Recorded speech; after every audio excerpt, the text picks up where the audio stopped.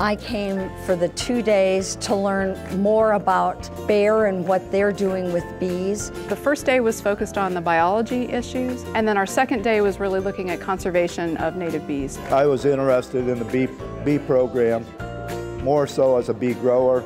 I farm 200 acres. We ended up having well over 100 gardeners. We had farmers and growers. We had a lot of beekeepers. So I think it's important for us to be aware of the pollinators' importance in our life. If we didn't have bees, if we didn't have pollination, we really basically wouldn't be able to eat hardly any foods on this earth. Bees are important for the production of honey. It's a good source of sugar. Gives me something to do. There's no reason for slowing down just because you're getting a little older.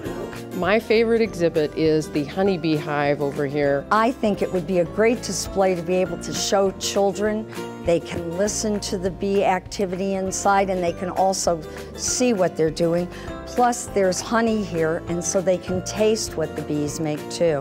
When I understood that the Bayer people were actually going to be helping to fund this, I was very, very skeptical. But after they heard about the research, the Bee Care Center, they sort of had a different idea of what Bayer has done for beekeepers. They're really trying to do a good job. They're interested in Mother Nature and the conservation of bees. I'm going to take the information that I've received today and share it with the Beekeepers Club that I'm associated with. Knowledge is powerful. In Summit County, they know about Bayer and how it's involved with bees. No.